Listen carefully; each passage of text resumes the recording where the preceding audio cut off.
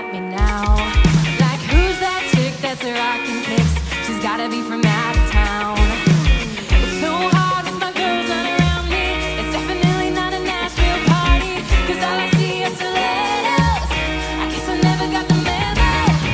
My tummy's turning and I'm feeling kinda homesick. Too much pressure and I'm nervous. That's when the DJ dropped my favorite tune, and the Britney song was on. And a Britney song was on. And a Britney song was on. So I put my hands up to play my song. The butterflies fly away.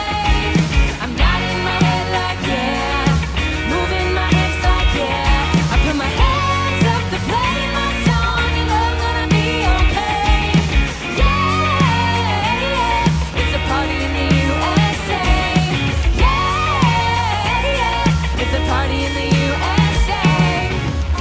Feel like hopping on a flight back to my hometown tonight.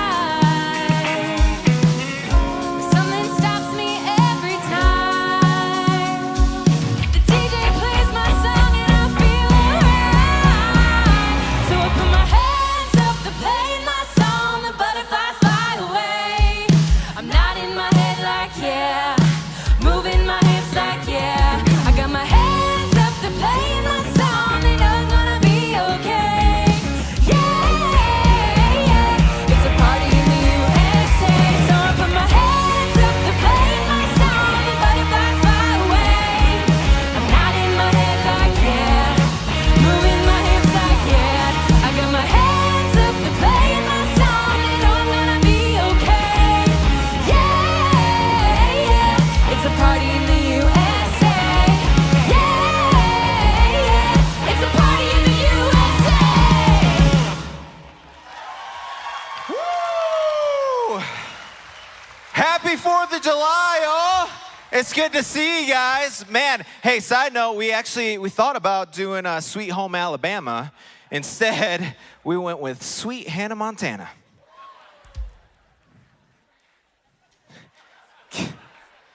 Who writes this stuff? Me, that's right. Hey, it's good to see you guys. My name's Paul. I'm one of the pastors here on staff.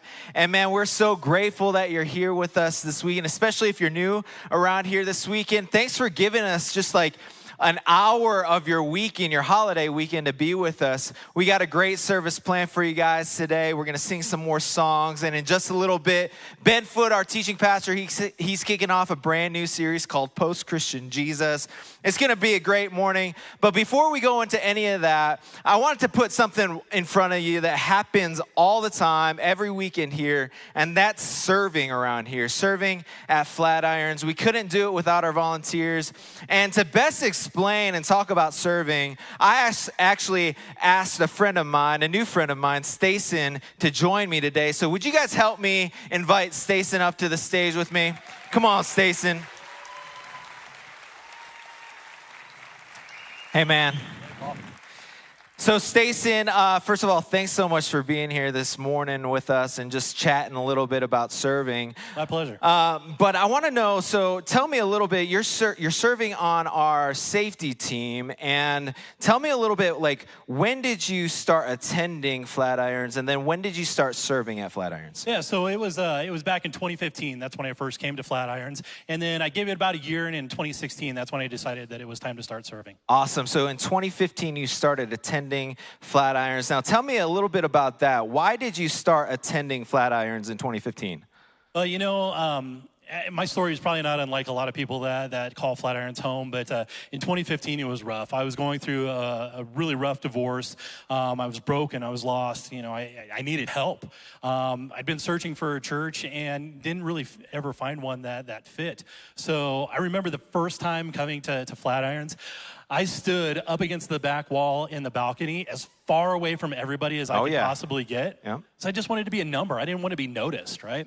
So I was standing there, and as Jim began to speak, I knew that, hey, this is my place. This is my home. Yeah, Jim has that effect on a lot of us, I think. Now, so 2016, you jumped into serving on the safety team. Now, fast forward to today, Stacen is actually overseeing all of our safety. So in 2016, he jumped on the team. Now you're running the entire thing. Right. Now, Just a few weeks ago, I heard that you and your team were able to spend some time at Jim's cabin, like doing some training, or what were you guys doing up there? Well, we got to spend some time at Jim's cabin, and it was really inspiring. And really, it wasn't any training. It was just a chance for us to kind of get away and just be together as a team. What was really cool about that time was we were able to talk a little bit about what brought us to Flatirons. You know, the rough times that the team helped everybody through, and you know, maybe just part of being something bigger. And really to be able to share that with Jim, that was pretty incredible. That's awesome, man. So it sounds like your team, it's not just something that you do on Sunday and you go home and you've clocked in your time. It sounds like a bigger team or a community. Yeah, absolutely. So it's so much bigger than just coming and serving on a Sunday. We do life together. You know, we go through good times, we go through bad times together. We laugh together, we cry together, we train together. All of those things just kind of bring us all together. One of the things that I always tell new team members when they first come on the team is that we are a ministry first and a safety team second. That's awesome. If we can't take care of our team members spiritually, then there's no way that they can come and be ready to protect everybody that comes here. That's awesome, man. So last question, I think the most important question is, if you could summarize in just like one sentence or two, like how God has used serving in your life to change your life, what would that be? Man, you know, in thinking about that, the one thing that really comes to mind is that Flatirons has become a family. And through serving, it has really made a big church feel like a small family. That's awesome. Hey, can we give it up for Stacen? Dude, thanks so much, man. Thanks, Paul. Yeah. Serving is a big deal around here, and so if you guys are feeling that tug, or if you feel like you want to serve, you can hop on our website. Just click that Get Involved button, and you can sign up to volunteer somewhere around here. There's so many places you guys can serve. But if there's one thing I want to leave you guys with, it's this. It's that we don't want something from you. Of course, we can't do any of this without our volunteers and people serving around here, but we don't want something from you. We believe that God has something for you. And just like Stacen, we believe that God can change your life through serving. He can give you a community that you've never had, that you don't have to walk this life alone. And so if you're feeling like you might want to serve, I would pray that you would lean into that this week. I'm going to pray, and then we're going to hop in to singing and worshiping together. God, we love you, and we thank you. We know that through Jesus, you served us first. You loved us first, that we might have a hope. We might have a new way, a new truth, and a new life in you, God. And so, God, we turn our hearts and our eyes and our minds to you this morning.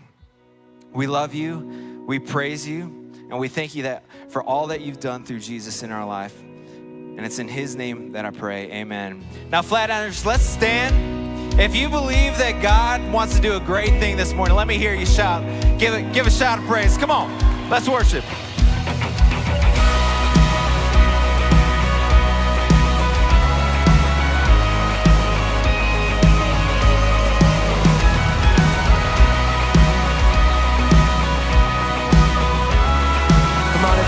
Sing it out together.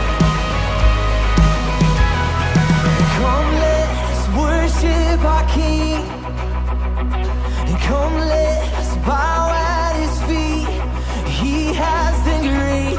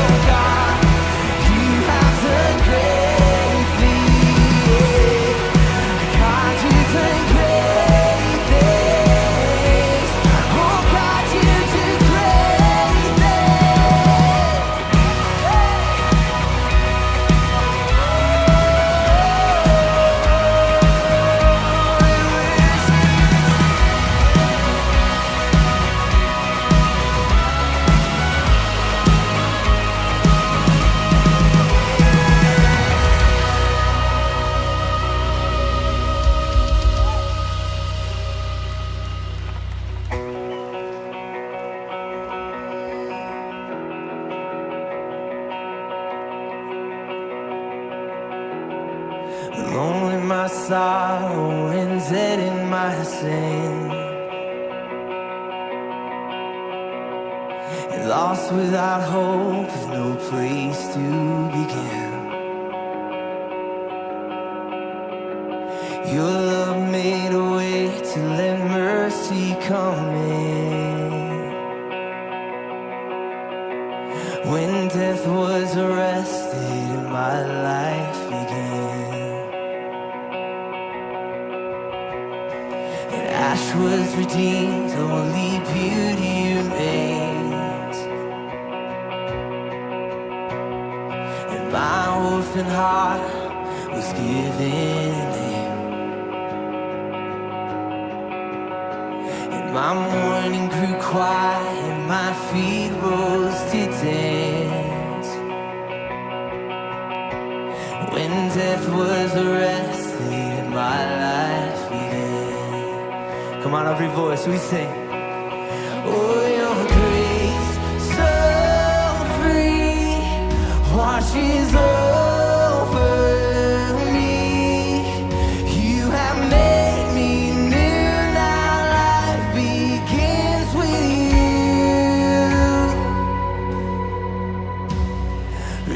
From my chains, I'm a prisoner no more. My shame was a ransom he faithfully won. Oh, he canceled my debt and he called me his friend. When death was arrested, my life began.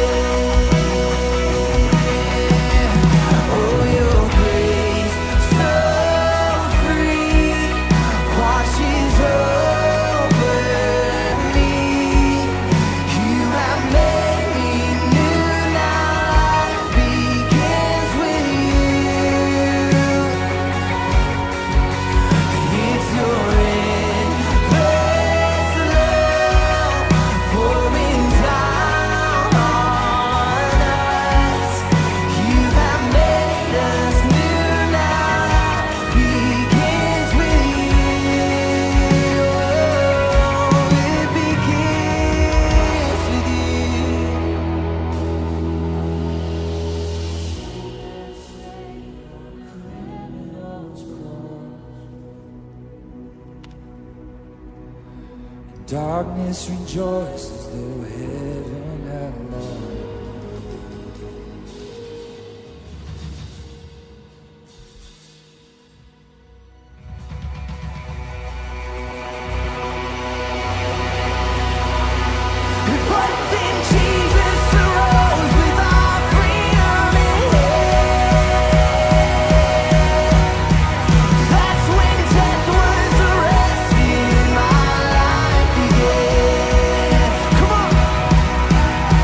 Darkness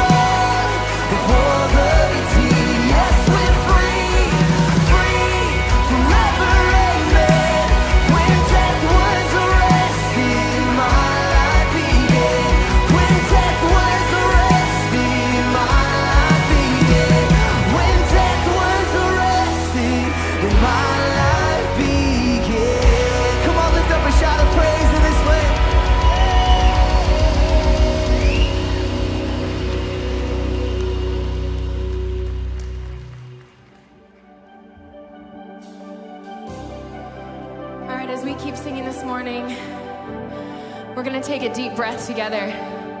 And we're going to remember that no matter what it is we're walking through, no matter what it is that you are walking through or walked in here with this morning, that God is with you. God is with me, and He is in this place. So let's breathe into that truth. And if you know this, will you sing this with me?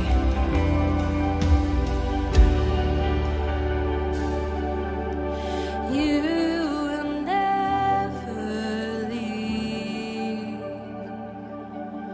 Your love sustaining me. Before I even knew what love was.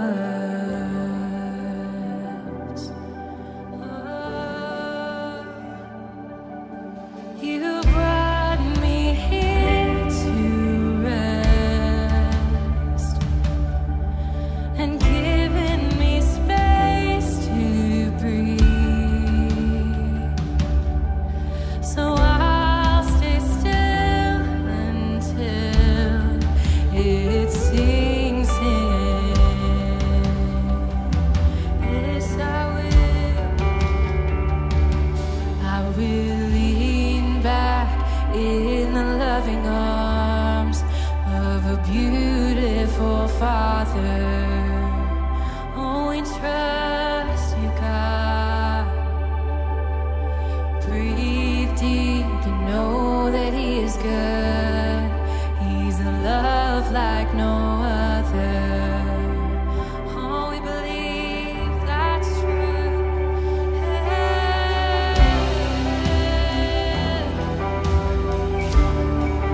Oh, you come. Oh, you come. Sing, you've brought me here.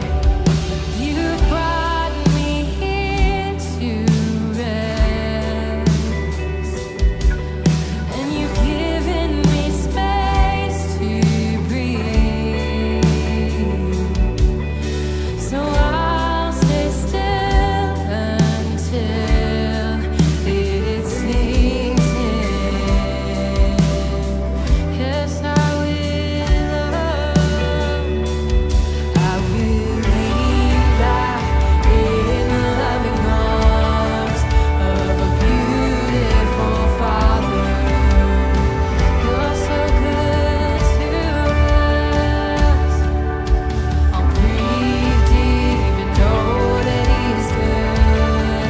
He's a love like no other. Yes, you are. I will lean back in the loving arms of a beautiful Father. Here I am. I'll breathe deep and know that He is good. He's a love like no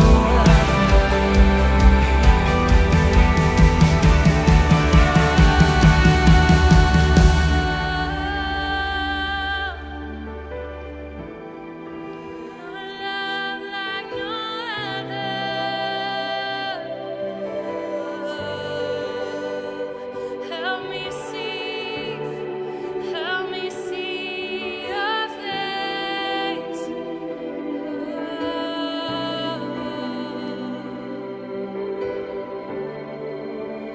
Now I can see your love is better than all the others that I've seen. I'm breathing deep, all of your goodness, your loving kindness to me. Now I can see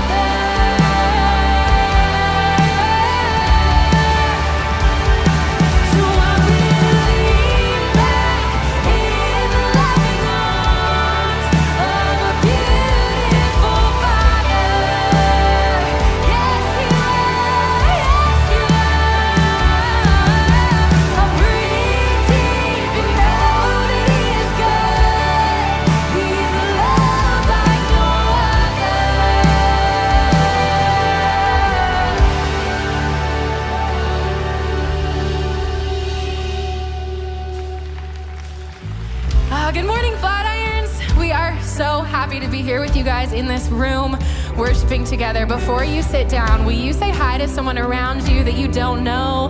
Make them feel welcome, and you can take a seat.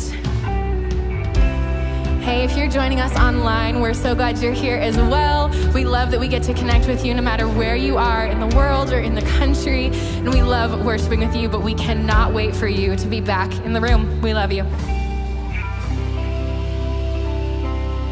All right. Flatirons, what's up?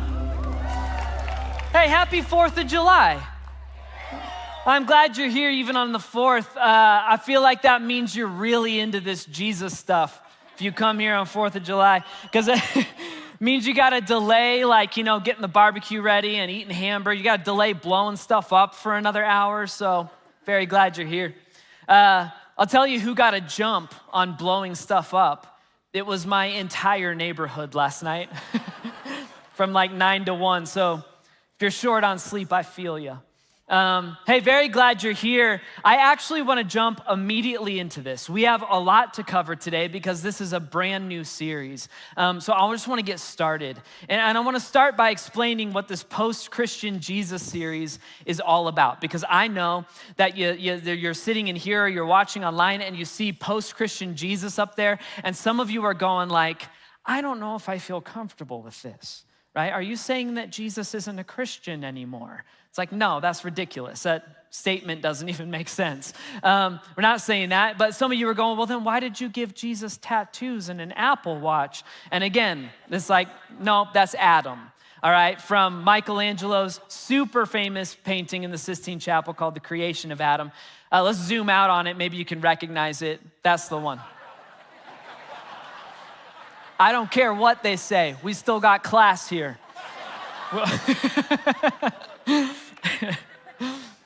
So that's not what I'm talking about. So what am I talking about? What is this post-Christian Jesus series all about? And in short, what the series is all about is the fact that here at Flatirons, we still believe that Jesus is the one true way in life. He's the only way. We still think that Jesus is still like culturally pitch perfect, even though we're living in America, a culture that is becoming increasingly more post-Christian by definition. All right, what does post-Christian mean? Well, I'll explain it to you. I'll explain what a post-Christian society is, but before I do that, I gotta give you 2 disclaimers, all right? So that we're just kind of all on the same page. The first disclaimer is this. As I explain what post-Christian means, don't become angry Christians. Okay, don't do it. Here's what I mean. The last thing that I want to do in this series is get all the Christians in the room or watching online to get angry and create some sort of like us versus them, Christians versus the culture mentality. That's not what we're trying to do. Instead, what we're trying to do is create a little compassion for all of the people, ourselves included, who are living in kind of a backwards, lost, and broken culture. And every single week we want to walk out of here asking ourselves like, how can I follow Jesus better? And how can I do a better job of introducing other people to the awesome life that he offers? How can I do that within the current culture that I'm living in? So don't become angry Christians. The second disclaimer is this: we're not about to go doomsday prophet up in here. I promise you, okay? We're just not. As I explain what post-Christian society looks like, some of us are tempted to go fatalistic and go like, well, is Christianity gonna disappear forever? The answer is no. All right, Christianity is running for 2,000 years strong. It survived the Roman persecution. It's currently thriving in Africa and places like China and the Middle East where Christianity is technically illegal. It's not going anywhere. And that's because we believe that Jesus secured and paid for victory for us and for the world. And so sometimes our culture is backwards and it can be confusing, but Jesus isn't going anywhere, and neither are his people, neither is his church. Which means throughout this series and throughout today, we can all be resting on this promise that Jesus gave us. He said this, he goes, in this world, you're just gonna have trouble, but you can take heart because I've overcome the world. I have figured this out, all right? I see victory. So don't get angry, and then don't go doomsday prophet on me, all right? With that being said, what is a post-Christian society? And here's our definition of a post-Christian society is one that largely rejects Christian values and no longer considers Christianity to be the basis, like the foundation for its ethics or its culture. And many cultural historians and social scientists, both Christian and not Christian, all agree that either America is already a post-Christian society, or at the very least, we're right on the brink of becoming one. And honestly, when you look around at America, it's hard to disagree with them. Here are some of the traits of like a post-Christian society that I see in the world, all right, in America. Probably the one that a lot of our minds kind of jumps to immediately is that Christianity as a faith is like outright ridiculed often, like it's made fun of. You see this a lot from celebrities and like late night talk show hosts and different types of artists who also, by the way, all claim to be admiringly tolerant. But you see that from them. So maybe our minds jumps to that, and that happens sometimes. But more often, I think our culture views Jesus as just kind of irrelevant. Just kind of irrelevant. Like, why would you waste your time on that old, outdated, like religious myth stuff? That's the look that I get from people. Whenever I claim that, like, for example, that Jesus said it's a better life to only sleep with one person, like the person that you're married to, and I agree with them, I just get blank stares from my friends, like, you born in colonial times? Like, what's wrong with you? So people view it as irrelevant. This leads to people being quiet about their faith, like especially when it comes to faith in Jesus. Like, that's a cultural taboo to talk about. Like, imagine this. Can you even imagine like a celebrity, like at an award show, someone like a Leonardo DiCaprio, like accepting an award and then just saying like, I believe that Jesus Christ is the Son of God who died and came back to life on a literal day 2,000 years ago, and I worship him and I follow him. The room would just be crickets, right? People would be like, oh, poor Leo, he lost his mind. I miss Titanic, Leo, you know? It would be career suicide. So we see this in the idea that like Christianity is ridiculed or seemed as irrelevant and people are quiet about faith. We also see it in statistics. In surveys in America, we're seeing an exponential growth in the number of people who, when asked what their religious beliefs are, they check the box labeled none. I have no religious beliefs. That number is growing. I think one of the bigger ways that we see this post-Christian society thing play out is we see it in the confusion in our culture as our culture is trying to build like moral beliefs and positions to stand on without using Jesus and the Bible and Christianity. For example, in 2005, the Supreme Court decided it's unconstitutional to display the 10 Commandments inside a courthouse, even though our judicial system is largely based on Judeo-Christian ethics. That's confusing.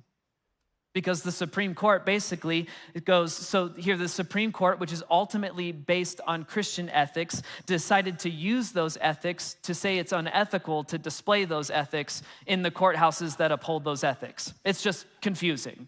All right? And then we see that moral confusion leak into our own lives. And that's why we see this like new cultural movement of people who are very vocal about their beliefs, but they can't really give any moral foundation for them other than, well, because I believe it. And this is why the majority of arguments on social media are really just boiled down to like full-grown adults going, yeah, huh, no, yeah, huh, no, because we don't have any agreed upon foundation to build all of our morality on. That's just some of the indicators of living in a post-Christian society. Some of you might be going like, wait a minute, Ben, I thought you said we weren't going to be angry or doomsday about this, and you're being depressing. Well, I'm not angry or doomsday about it, and here's why. The irony is this. The irony of living in a post-Christian society is that we see lots of people running away from Jesus because they think that will help them run toward other good stuff like identity and peace and justice and joy. But the irony is that you can't find those things outside of Jesus. The irony is that the only way to run toward identity and peace and justice and joy is to run toward Jesus. And so the irony is that even in a post-Christian world, Jesus is still the best answer for all of humanity's like deepest needs and desires. That's why I'm not bummed about it. And in fact, sometimes I wonder if our culture is like primed to finally hear with fresh ears again the awesome life that Jesus Christ offers them. And so that's what this series is all about. We're gonna tackle four different parts of our lives that every human being like needs and desires at the core human level: identity, peace, justice, and joy. And we're gonna look at how our culture chases after those things. And then we're gonna look at how Jesus says that he offers us those things. And then we're just gonna have to make a choice, which is, who are we gonna believe? And so for the rest of our time today, I wanna zoom in on identity. All right, identity, like who am I? And do I have anything of value to offer the world? These are questions that everybody asks themselves, identity. And here's the important point about identity is that at the end of the day, you can't find an identity for yourself outside of relationships with other people. It's impossible to form an identity in isolation. This is what our parents told us back when we were in middle school, and they were trying to discourage us from hanging out with the kid who's got Jinko jeans and dyed his bowl cut purple and smokes cigarettes or whatever, right? They all said, you become who you hang out with, and that's largely true. My family couldn't afford Jinko jeans, but I figured out a way to do everything else. That's largely true. And so for us to do this identity thing today, we mostly have to talk about the place where most of us find and maintain our relationships these days, which means we have to talk about social media. All right? I have brought up social media in a few talks over the last 6 months. So I just want to quickly say, so that everyone can hear me say it, I actually think social media is amazing. I think it's one of the most ingenious human inventions in recent history. I just also think it's a tool, like a hammer, right? Which means when you use it properly, you can build beautiful things with it. But if you use it improperly, you're gonna hurt yourself or someone else. And I think one of the more common ways that we see social media hurting ourselves or hurting other people is when we start to use social media as a substitute for having real, actual, face-to-face relationships with other people. And if we're being honest, most of us have in one way or another definitely done that. And that is a brand new phenomenon in human history. Like even 20 years ago, we would have thought it was impossible to create a friendship with someone that maybe you had never even met in your life. And the social media thing is just actually kind of strange if you take the time to think about it. So I want to kind of try and help you see why I feel like it's strange sometimes, and we have to kind of use our imagination. So let's do this. So for those of you who can remember life before the internet, all right, I want you to imagine a time somewhere before the mid-2000s. That's when the internet and social media exploded. Imagine sometime before that. And let's say you have this person in your life. And let's call this person Bucky, all right? I'm really banking on no one being named Bucky in here. All right, so you got this person named Bucky, all right? You went to school with Bucky back in the day, but you never see him anymore.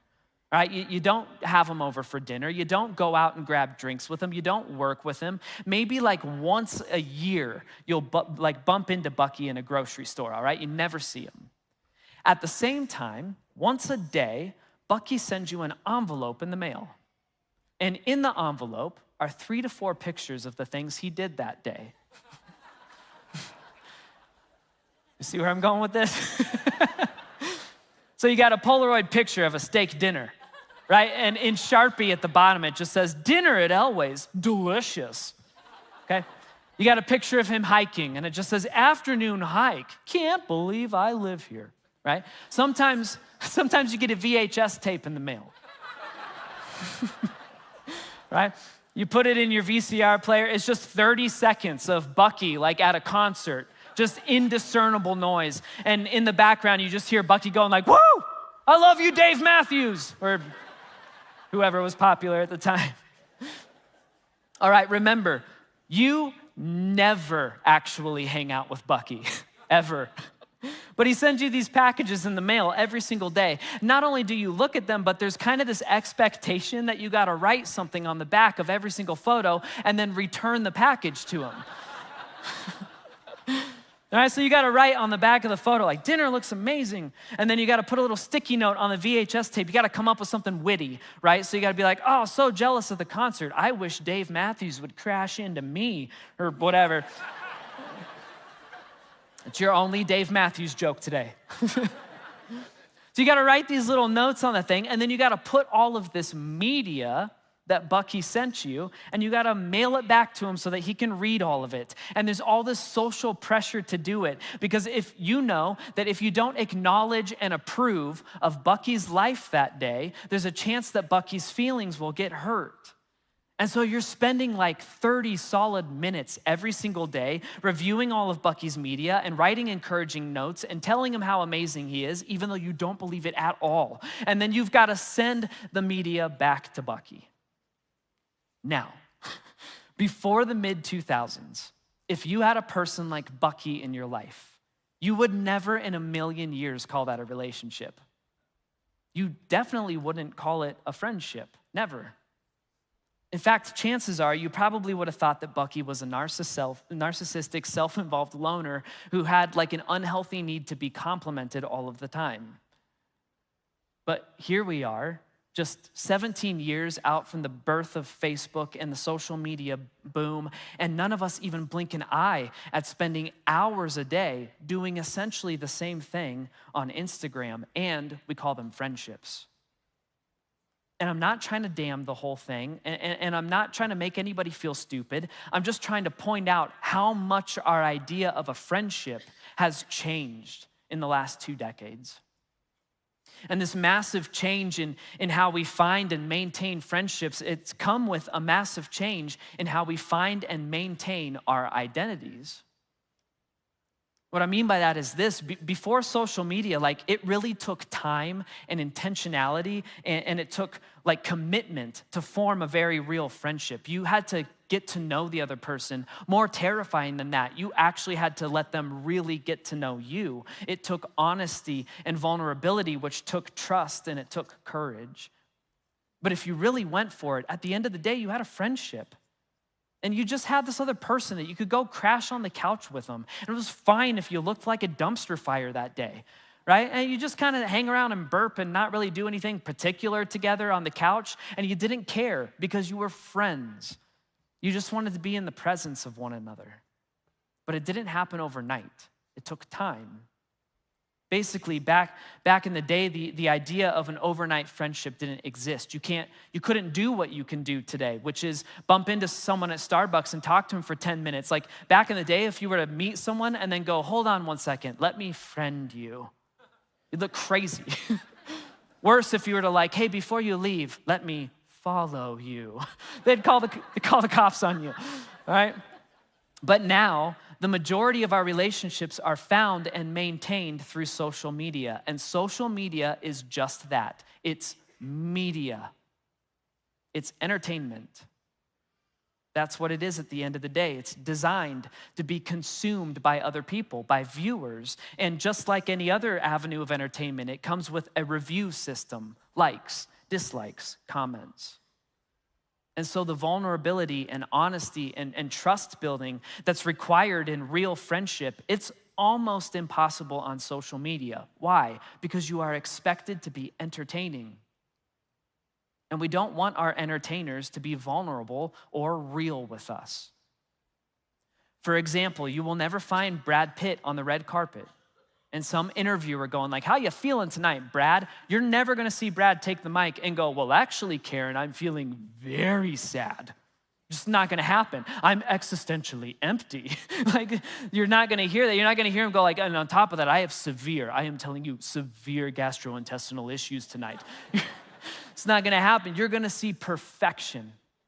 You're gonna see a 10 out of 10 woman on his arm. He's gonna be wearing a $100,000 suit and sporting $1 million smile because he is a media star.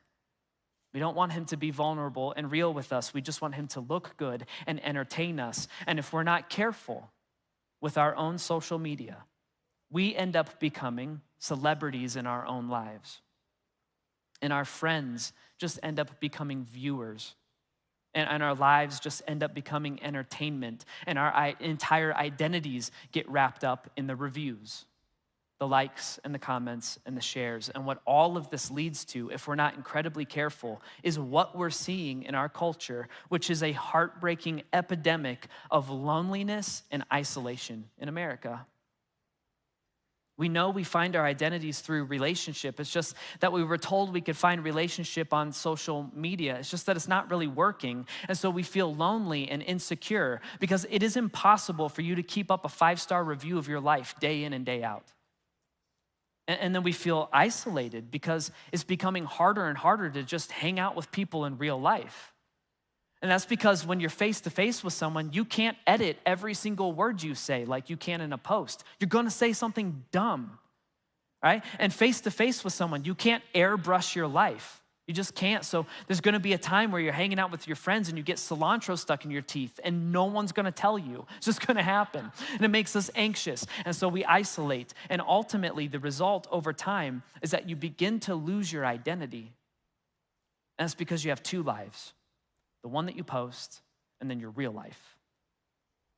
And the real life is something that no one really knows about you. And so the result is that you also don't know who you are. And even though there's pictures of you and pictures of your friends on the internet constantly every day, at the end of the day, you feel completely unknown, which is an incredibly lonely place to be.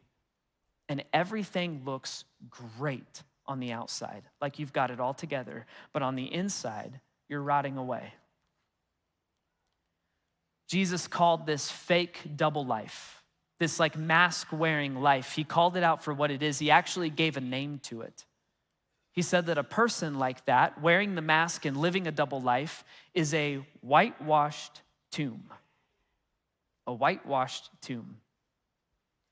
Jesus actually said this when he was talking to a group of people called Pharisees. Right, Pharisees were like Jewish religious experts of their day. This is all in Matthew 23, so you can go read that later if you'd like. But Jesus is actually lighting these guys up. And it's because the Pharisees had become convinced that following God could really just be boiled down to outward appearances and rule following. And Jesus' problem with these guys wasn't that they were trying to follow God's rules for a better life. That's great. Instead, Jesus' problem was that they believed that looking perfect on the outside, like they have it all together, was a good substitute for giving God all of your heart and your soul and your mind. And so what the Pharisees did was they took these like darker, more broken parts of their lives and they hid those parts of themselves away. And instead they put all this attention into their outward appearance. They wanted to make sure that anytime you played the comparison game, they came across looking like they had a better life. And Jesus said that that kind of life is a whitewashed tomb. It looks beautiful at first glance until you realize you're standing in a graveyard and that there's no real life here. Jesus said it like this. He goes, "Woe to you, teachers of the law and Pharisees, you hypocrites. You're like whitewashed tombs. You look beautiful on the outside, but on the inside, you're full of dead men's bones and everything unclean. In the same way, on the outside, you appear to people as righteous, like you've got it all together, but on the inside, you're full of hypocrisy and wickedness." And I think the parallel to what I'm talking about right now is easy to see. In fact, we could change some of the language in that verse from Jesus to kind of make it fit to our modern culture right now. We could say this: woe to you, your lives are photoshopped social media posts. Right? You look beautiful on the outside. On the inside, you're rotting away. On the outside, you appear to have an amazing life, like you've got everything together. But on the inside, you're full of insecurity and fear and loneliness. Our Instagram account is filled with snapshots of perfection. We look great. Our lives look exciting. We always have something poignant to say about the news or whatever. On the outside looking in, we look perfect. But we know that it's a fake representation of our lives. We know that we're wearing a mask. And we know that behind the mask, behind the social media post, or at this point, we can expand this example to anything that we use to earn approval from other people. So behind the social media posts, or behind like the attempt to be valedictorian or get the promotion, and behind our PhD diplomas hanging on the wall in our offices, and behind your record sales numbers year in and year out, and behind the perfect spouse and 3 kids in upscale suburb, behind all of the stuff that we have used to prove our worth to the world around us, we know the truth. And the truth is that we don't really know who we are anymore. And we feel lost and confused and lonely and terrified, and we feel like we have no one to share that with, and so we're slowly rotting away inside. What is the cure for this identity crisis? Like, what is the antidote for the loneliness and isolation that comes with constantly trying to prove our worth to other people? Well, thankfully, Jesus didn't just point out the bad news. He also gave us a better way to find our identity. This is actually one of the core pieces of Jesus' message that he offers the world. Remember, identity comes in the context of relationship, and Jesus claimed to connect us to the most important relationship we could ever have in this life. And Jesus said that he was the only one who could do that for us. He says it like this. He goes, I am the way and the truth and the life, and no one comes to the Father, God, except through me. Jesus said when we put our faith in him, we get access to the most important relationship of all time. We get to have a relationship with God himself. And not only do we get to have a relationship with him, but we get to call God our Father. And so Jesus is saying, put your faith in me. If you do, God becomes your Father. And then like a good father, he will shape and mold a new and better identity for you. He's going to tell you who you are. See, according to Jesus, a few things happen to you when you put your faith in him. First thing that happens is this: your old identity gets erased. In 1 Corinthians, a guy named Paul, he talks about this. He drives this point home. What he does is he rattles off a list of the awful kinds of things that we say about ourselves. Like the false identities that we buy into. Paul gives us a list of the names that we call ourselves. And then after that, he says, that is what some of you were. You used to be that, right? But you're not anymore. You were washed, you were sanctified, and you were justified in the name of the Lord Jesus Christ and by the Spirit of our God. Meaning whatever name calling you do to yourself when you look at yourself in the mirror, whatever derogatory terms that you use to label yourself when you call yourself like loser or loner or addict, abused, broke, washed up, just unsuccessful, jealous, selfish, unwanted, unlovable, God says, nope, you don't get to call yourself that anymore. God says, only I get to tell you who you are and hand you an identity. And you might feel like that sometimes, but those names have been washed away thanks to Jesus. Your old identity is erased. On top of that, we also get a new identity.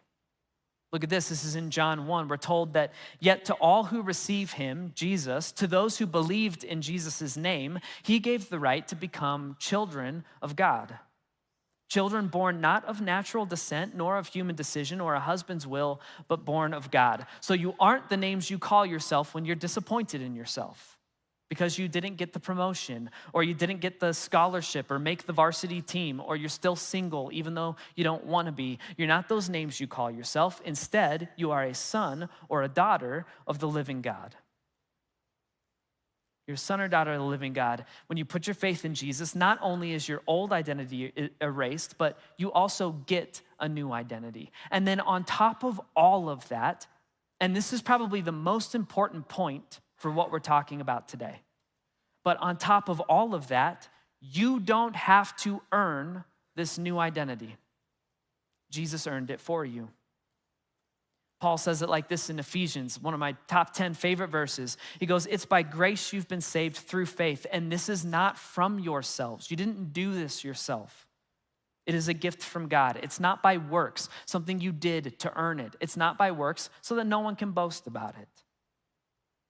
This new identity of yours and of mine, being sons and daughters of the living God, is not something we have to earn, meaning like you don't have to constantly seek the approval of God. Jesus earned this identity for you, and he purchased that approval for you. When you put your faith in Jesus, your old identity is erased, you get a new identity, and you don't have to earn that new identity. Jesus earned it for you, which is nothing but good news for those of us living in a post-Christian society. Because we live in a world where we are all exhausting ourselves by constantly trying to earn the approval of others. This approval could come in the form of a clap on the back and an attaboy and a year-end bonus check from your boss. This approval could come through athletic or academic achievement. The approval could come from your parents, or you're looking for approval from your kids, or you're looking for approval through likes and comments and shares on Instagram. But we're out here and we're trying to work, and pretend in order to earn the approval of other people. And we're striving for like perceived perfection. We just want to look like we've got it all together, physically, socially, in our careers, wherever. We just want to be loved and accepted, and we're trying to earn that love and acceptance by coming across like we're perfect. But in reality, we are rotting away inside. We are whitewashed tombs, and it's exhausting. And meanwhile, for 2,000 years and counting, Jesus has been standing here going, hey, listen, I was perfect so that you don't have to be perfect. And I put to death all of your sin, all of like the ugly, broken parts of your life so that you don't have to hide it anymore. And I earned a new and better identity for you so that you don't have to exhaust yourself by trying to earn it all on your own. I was perfect so you don't have to be. Everything that we're dying for, like everything our post-Christian society is yearning for and desiring and trying to wring out of social media and outward appearances and money and power and success, it is all ultimately, totally, finally, and only found in Jesus Christ. So you can stop exhausting yourself and you can take the mask off. See, our culture says that identity can be found in outward appearances. But that means you better have a picture-perfect Instagram, all right? You better have a very successful career. You've got to have money and power and notoriety, and that endless seeking of approval from others is killing you. And then on the other hand, Jesus says identity can be found in me. And he says that he loves you through and through, and he loves the good and the bad and the ugly parts of yourself. And so he says, you can just stop with the never-ending rat race of trying to earn approval. And so the question is simply, which one of these options sounds more life-giving to you? Culture's strategy for finding an identity or Jesus's? And if you want to take hold of the good life that Jesus offers, then the challenge is simple to say and difficult to live out. The challenge is take the mask off. Stop hiding behind this version of yourself that you display to the world around you. Listen, God can handle all of you. All of you. Even the messy, broken stuff that you've buried deep down and you try to keep hidden from the world, God can handle all of you, and so he wants all of you. Like God refuses to. He simply will not love the fake version of yourself that you're posting because it's not the real you. And so take the mask off and give him everything. And if you want to try to take the mask off this week, here are two ways that we can try this. All right, the first way is this: take the mask off with God. All right, here's an easy, practical way to do this, all right? You can give it a shot. It's super easy. You wake up every morning, you read John 1, 12 through 13, 2 quick verses. It's gonna remind you that you aren't the names you call yourself when you look in the mirror. Instead, you are a son or daughter of the living God. And then after that, spend 10 minutes praying and just be real. Don't be fake. What I mean is, don't talk to God like you think your pastor thinks God thinks you should talk to him or whatever. Don't sit there and be like, dearest Lord, right? My blessings beeth too many to count. Like, don't. First of all, you sound like Yoda. And second of all, it's not you. It's just another version of wearing the mask. Just be real with him. Talk to him like you're looking for advice and wisdom and counsel from a good dad. If you were to overhear my personal prayer life, I guarantee some of you would not want me to be your pastor anymore. It's true. I lay it all out there. A lot of my prayers, they sound like psalms that you find in the middle of the Bible. I hand him everything. I hand him my discouragement and my anger and my confusion and my frustration that he's not like fixing me as quickly as I want him to be. I talk to him about the doubts that I have with him. I talk to him about my insecurities and the things I'm terrified of. I just hand him all of me, and then I beg him to help me to continue to trust him, which he does. And then I beg him to love me despite my brokenness, which he does. Just be real with him. Like, who are you fooling? The God of the universe. Take the mask off with God. And then if you want another risky step to kind of take this identity thing from spiritual reality into like practical day-to-day reality, then you can do this. Take the mask off with others. All right, just find someone you trust and meet with them face to face. Texting doesn't count. Social media doesn't count. Don't use this as an excuse to slide into someone's DMs. Like, find someone you trust and then ask to meet face to face with them. Coffee, lunch, maybe Zoom if they live too far away, and then practice taking the mask off with them. Again, just be real and be honest and be vulnerable with them. If that's freaking you out and you need more ideas around that, you go watch the last 3 weeks of the series we did called In Your Corner. Listen, Jesus says this. He says, "Come to me, all you who are weary and burdened, and I will give you rest." In other words, Jesus says, "Come to me, all you who are weary of feeling lost and confused and isolated and lonely. And come to me, all you who are burdened by the never-ending like approval earning. Come to me, I'll give you a new identity. And in that new identity, you will find rest for your weary and burdened souls." And I just believe this. If we trust Jesus on this one, and if we choose to find our identity in him, instead of in the amount of likes and comments that we've earned, or instead of in the job raise and the pay raise and the job promotion that we earned, or instead of the full ride scholarship that we earned, if we instead choose to allow Jesus to earn our identity for us, he promises we'll find rest. I think we'll find it. We will find rest from the endlessly exhausting attempt to constantly seek the approval of others. And if we trust Jesus on this one, then you and I can live in a post-Christian culture without caving to the isolation and the loneliness that this culture creates. And if we trust Jesus on this one, we can live the good life.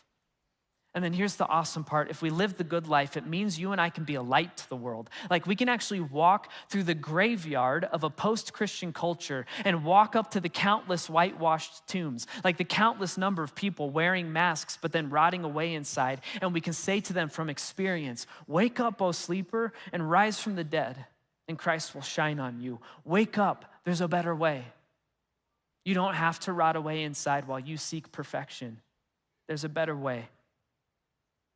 But the truth is we have to practice what we preach. And we can't do that if we're not truly living out of the identity that Jesus Christ gave us. So who are you going to trust? Culture or Jesus? God, I thank you for this room today. I thank you for everyone watching online right now. Anytime we talk about culture, I don't know, we just get nervous and we start to get uncomfortable. But God, I believe it that you are still like the way, the truth, the life. You are pitch perfect on exactly what human beings need, even in our current culture. God, I'm asking you for the wisdom to listen to you and to take what you're saying to heart. God, for any of us who are listening to this and we feel like it hit home, like we've just been endlessly seeking the approval of our bosses or seeking approval through social media, you name it, and we just feel lonely inside meanwhile, God, I pray for anyone who feels like that, would you start to comfort them? God, would you give them the rest that you promised for their weary and burdened souls? God, would you give us the confidence and the courage that it takes to approach your throne of grace? God, would you give us the confidence and the courage it takes to take the mask off with you and just be real and be honest with where we're at? And would you give us the confidence and courage it takes to do that with just one other real person so that we can start living out this new identity as your sons and your daughters? God, I'm again thankful for this room, thankful for this message, and God, I'm thankful for you. And it's in your son's name that I pray. Amen.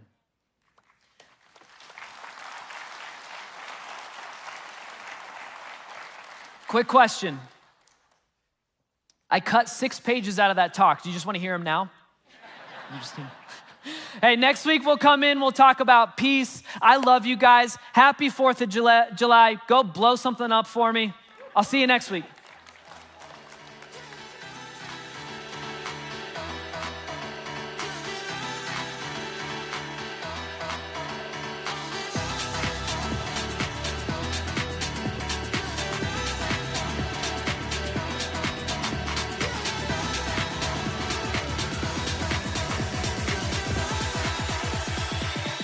Got me feeling so